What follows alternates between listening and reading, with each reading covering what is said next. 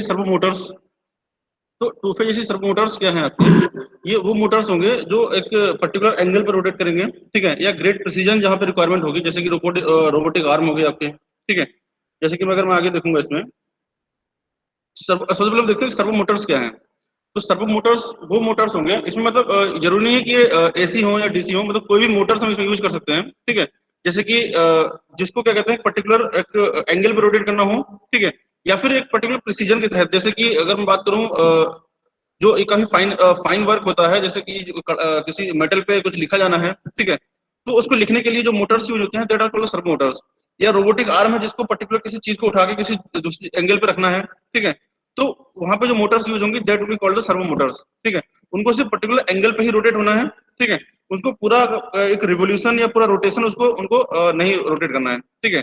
तो जैसे कि लिखा है इसमें, the servo Motors is an electrical device which can push or rotate an object with great precision।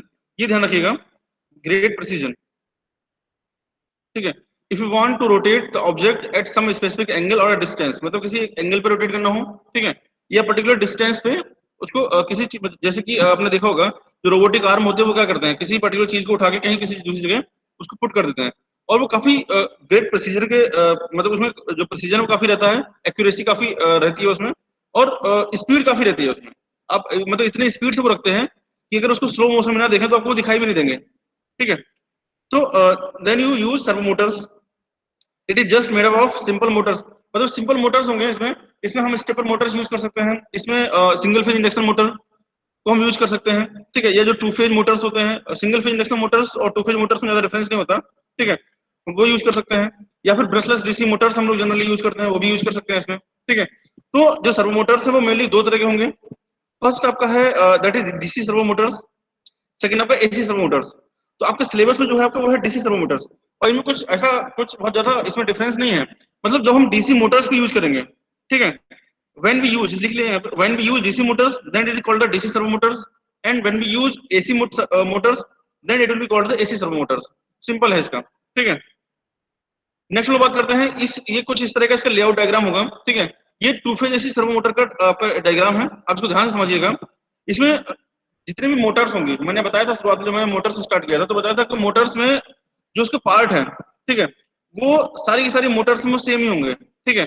मतलब उसमें योक होगा, स्टेटर बॉडी होगी, रोटर बॉडी होगी, ठीक है, स्टेटर वाइंडिंग होगी, रोटर वाइंडिंग होगी, ये सब चीजें सारी मोटर्स में कॉमन है, तो वो यहाँ भी होंगी आपको, ठीक है। यहाँ पे इसमें स्टेटर होगा, स्टेटर की वाइंडिंग होगी, रोटर होगा, रोटर की वाइंडिंग होगी, बियरिंग असेंबलीज ये ऑलमोस्ट कॉमन रहते हैं, ठीक है।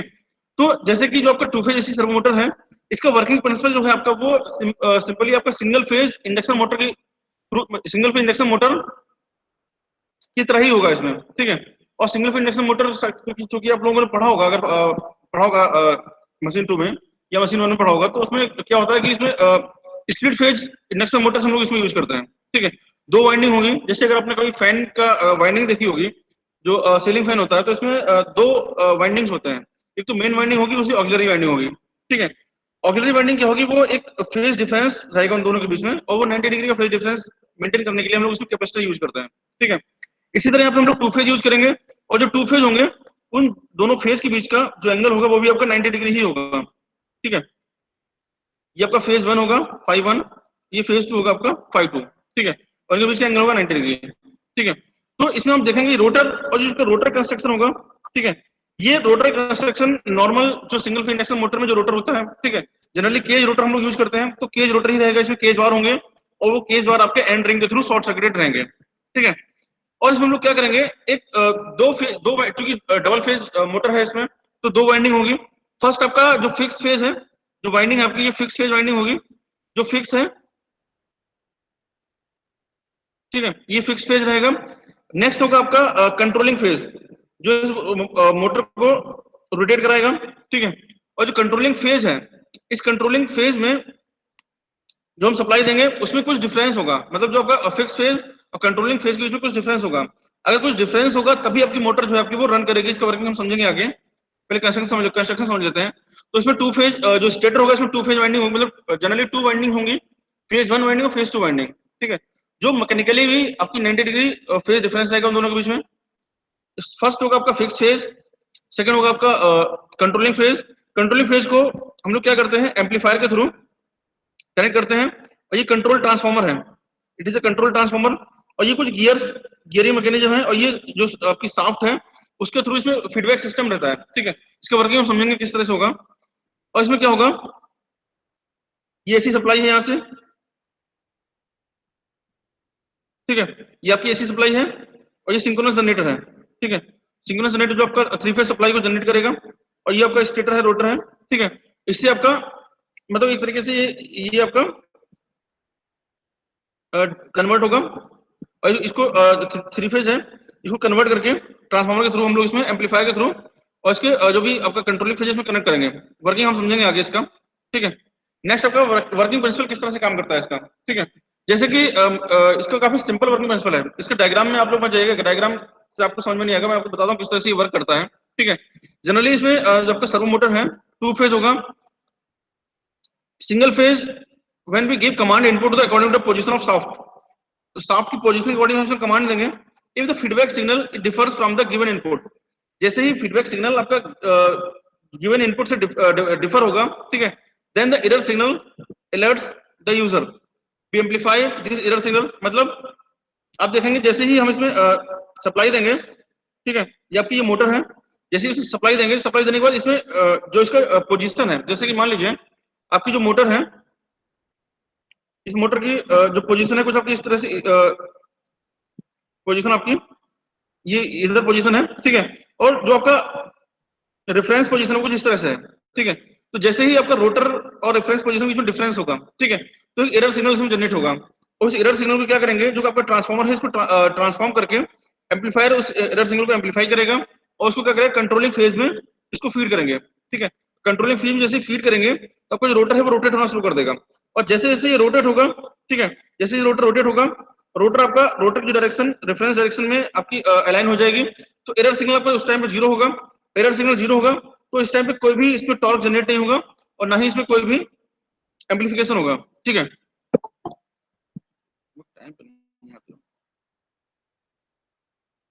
धर्मेंद्र सिंह, चलो टाइम पे करो भाई। We amplify this error signal and apply as input to the motor. Hence, the motor rotates, and when the shaft reaches to the required position, जैसे ही shaft आपकी required position को attain कर लेगी, ठीक है, या वहां पे पहुंच जाएगी, then the error signal will become zero, and hence the motor stays stand still holding the position, ठीक है। जैसे ही आपका जो shaft है वो आपका फाइनल पोजीशन को अटेंड कर लेगी, ठीक है, ये जो रिक्वायर्ड पोजीशन है उसको अटेंड कर लेगी, तो एरर सिग्नल आपका क्या हो जाएगा, जीरो हो जाएगा, और एरर सिग्नल के जीरो होते ही आपकी जो मोटर है वो स्टैंड स्टिल हो जाएगी। The command input from the electrical pulses, क्योंकि जो कमांड है वो इलेक्ट्रिकल पल्सेस के फॉर्म में दिया जाएगा as the actual input to the motor in difference between the feedback signal, the current position and required position signal, hence the speed of motor is proportional.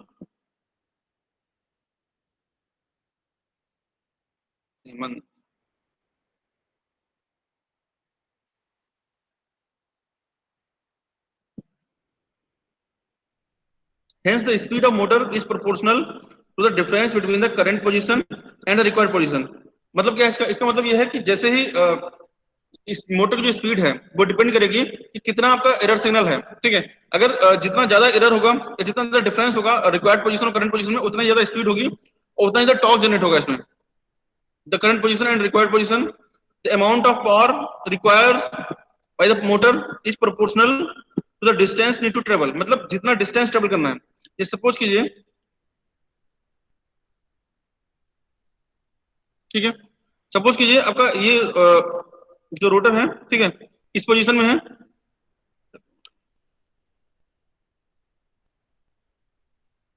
ठीक है, और इसको इस पोजीशन में रोटेट होकर आना है, ठीक है। तो जितना ज्यादा इसमें डिफरेंस होगा उतना ही ज्यादा एरर सिग्नल जनरेट होगा और उतना ही एम्पलीफिकेशन होगा, जिसकी वजह से जो स्पीड ऑफ मोटर है वो उतनी ज्यादा होगी इसकी। और अगर मान लीजिए आपका जो रोटर की डायरेक्शन है वो कुछ आपकी इधर है, इस तरफ से है, ठीक है, तो इस टाइम पे जो डिस्टेंस अब कम होगी, तो यहाँ पे जो टॉर्क है या जो स्पीड है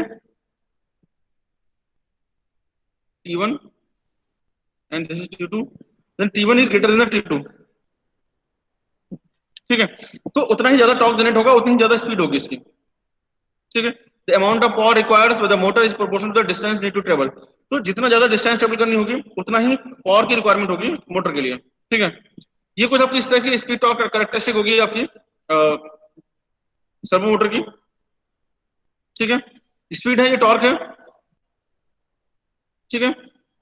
जैसे जैसे इसमें रिक्वायरमेंट होगी, जितना डिस्टेंस बढ़ेगी, ठीक है, जितना डिस्टेंस इसको जितना डिस्टेंस ट्रेवल करना होगा आपको मोटर को, उतनी ही ज्यादा इसमें टॉर्क जनरेट होगा, ठीक है, उतनी ज्यादा इसकी स्पीड होगी, ठीक है। तो ये कुछ आपके स्पीड टॉर्क कैरेक्टरिस्टिक है, इसको देख लीजिएगा थोड़ा सा इसमें, ठीक है। नेक्स्ट आपके इसके एडवांटेजेस हैं। एडवांटेजेस क्या है इसके? मोटर टॉर्क, मोर टॉर्क पर वेट, ठीक है। जितना ज्यादा टॉर्क होगा, जितना ज्यादा वेट होगा मोटर पे, उतना ही ज्यादा टॉर्क जनरेट होगा। मोर एफिशिएंसी, एफिशिएंसी ज्यादा होगी इसकी। More reliability, reduce to the radio frequency noise, जो रेडियो फ्रीक्वेंसी नॉइज है उसको रिड्यूस कर सकता है। In the absence of commutator they require less maintenance and have a longer life expectancy. क्योंकि इसमें कम्यूटेटर की रिक्वायरमेंट, क्योंकि two phase AC servo motor है तो इसमें कम्यूटेटर की रिक्वायरमेंट नहीं होगी, ठीक है, जिसकी वजह से इसका जो मेंटेनेंस है वो कम होगा। नेक्स्ट डिसएडवांटेज क्या क्या है इसके? Servo motor requires tuning to stabilize the feedback loop. Feedback loop की जो रिक्वायरमेंट है वो इसका डिसएडवांटेज है।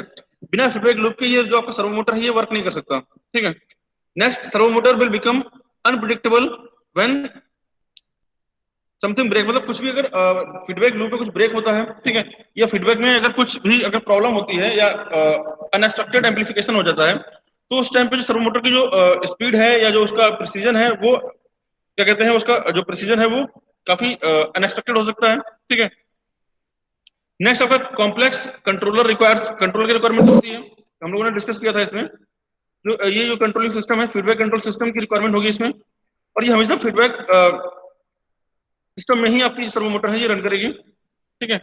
Peak torque is limited to 1% duty cycle, जो पीक टॉर्क है, ठीक है, वो भी लिमिटेड है। टाइम पे नहीं आता, ठीक है। तो ये डिसएडवांटेजेस है इसके। नेक्स्ट के एप्लीकेशंस कहाँ क्या हो सकते हैं, ये इंपॉर्टेंट है, किसी एप्लीकेशंस पूछते हैं एग्जाम में, तो ये ध्यान रखिएगा इसके कहाँ कहाँ इसके एप्लीकेशंस होंगे।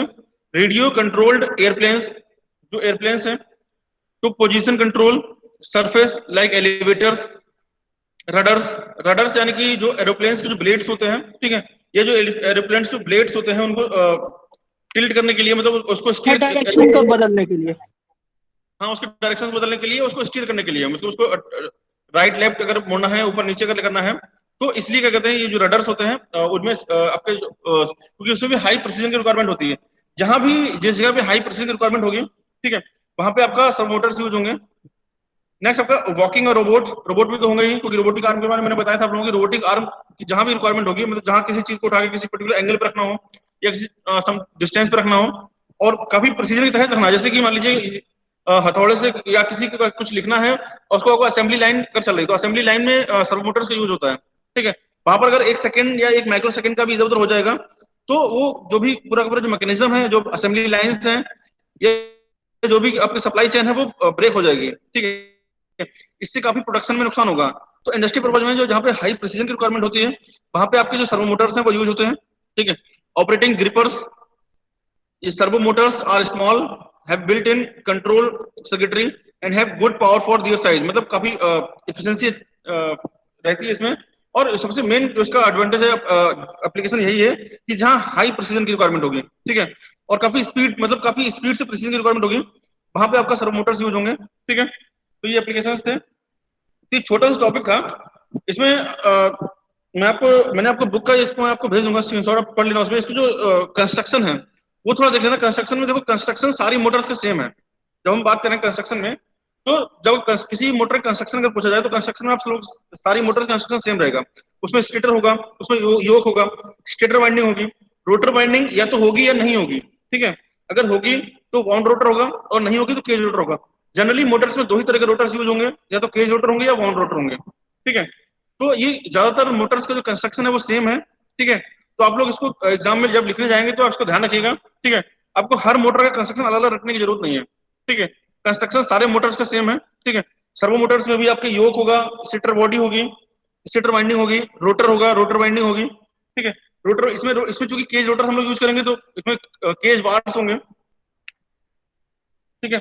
और जनरली हम ज्यादातर मोटर्स में, मतलब अगर हम three phase induction motor, wound rotor induction motor अगर हम छोड़ दें, तो ज्यादातर मोटर्स में जो रोटर है वो केज रोटर ही यूज होता है, ठीक है। चाहे वो रिलक्टेंस मोटर हो, चाहे वो आपकी सिंगल फेज इंडक्शन मोटर हो, चाहे आपका जितने भी मोटर्स हैं, ठीक है। इवन ब्रशलेस डीसी मोटर में भी हम लोग मैग्नेटिक रोटर यूज करते हैं। तो वाइंडिंग वाले रोटर ज्यादातर मोटर्स में यूज नहीं होते, डीसी मोटर्स में यूज होते हैं, ठीक है, वहां होते हैं यूज। लेकिन ज्यादातर जितने भी आपकी एसी मोटर्स होंगे उसमें आपके वाइंडिंग वाले रोटर्स यूज नहीं होंगे, ज्यादातर में केज रोटर्स ही यूज होंगे, ठीक है। आप लोग इसको याद रखिएगा। तो छोटा सा टॉपिक था, इसके एडवांटेज डिसएडवांटेज पढ़ लीजिएगा, क्योंकि इसके एडवांटेज डिसएडवांटेज एप्लीकेशंस ये बहुत पूछे जाते हैं सर मोटर्स के, ठीक है। इतना इसका वर्किंग प्रिंसिपल और कंस्ट्रक्शन नहीं पूछते जितना इसके एडवांटेज डिसएडवांटेज एप्लीकेशंस पूछे जाते हैं, ठीक है। तो उसको पढ़ लीजिएगा आप लोग। तो ये आपका जो second unit, sorry first unit ही था, मतलब वैसे सेकंड था, मतलब पहले फिफ्थ था, फिर ये फर्स्ट यूनिट कंप्लीट हो चुका है। ये छोटा टॉपिक बच रहा था।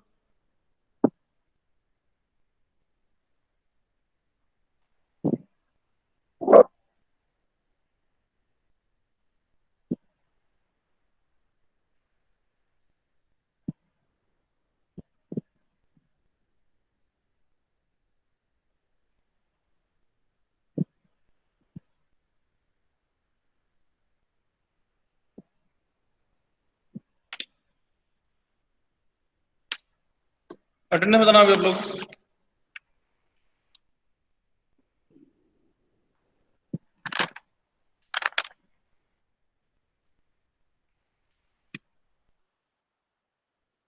और तुम लोगों ने असाइनमेंट बहुत कम दिए हैं भाई, तो जैसे जैसे है असाइनमेंट लोग सबमिट करते रहो।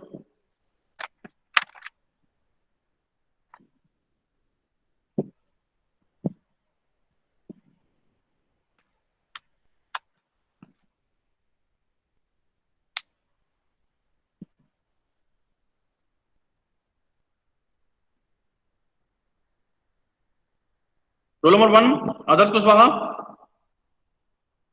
आदर्श। Present sir. Aakash Singh. Sarvan present. नहीं, 1 तो प्रेजेंट है। Roll number 2 Aakash Singh.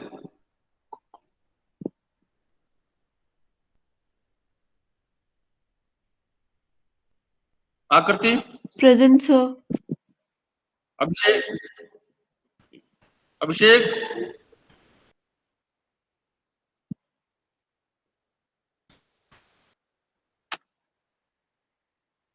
अचिंत। Present sir. Aishwarya Arora. Present sir. Aakash Kushwaha. Present sir. Akhil Bhatia. लगा दी सर। कहाँ लगा दिया? अखिल भाटिया। अमनदीप। जी sir, present sir. Ankit Chaurasia. Yes sir. Ashirwad Pandey का तो रजिस्ट्रेशन शायद हुआ नहीं अभी तक। Dharmendra. Dhruv. Present sir. Dhruv Bhardwaj. Sir Dhruv Bhardwaj present. अच्छा भारद्वाज प्रेजेंट है। ध्रुव रावत है सेकंड। ध्रुव रावत। हाँ जी, हाँ जी। दिव्यांशु।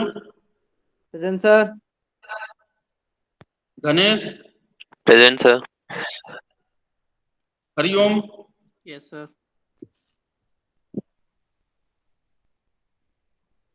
हर्ष। Harsh Parashar. Harshit. Yes sir. Hemant Kumar. Present. Kailash तो रजिस्टर्ड नहीं है शायद। किशन कुमार। Present sir. मानिक।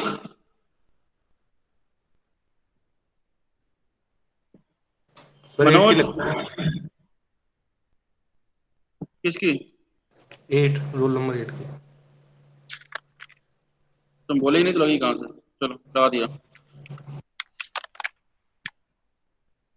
मानिक गौर। मनोज यादव। मनोज यादव जुड़ा तो था। लेफ्ट रहेगा। जाहिद, मोहम्मद जाहिद। अलवर शाह खान, पवन कश्यप तो रजिस्टर्ड नहीं है। Pratham, yes sir. Priyam, present sir.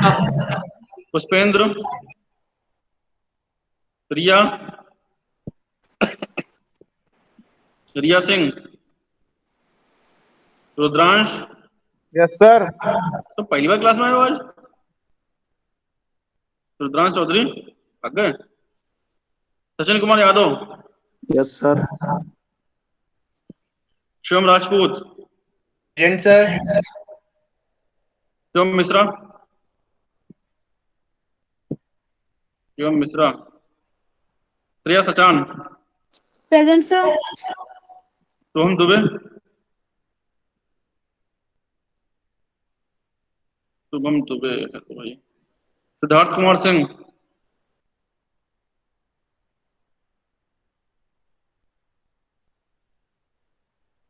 Suraj Prakash, Ved Prakash, Yes, sir, present.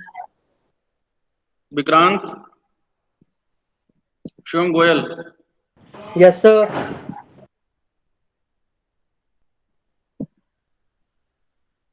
लगा दी सर अटेंडेंस आपने? हाँ लगा दिया। सर हर्ष पराशर की लगा दी थी। हर्ष पराशर लगा दिया था।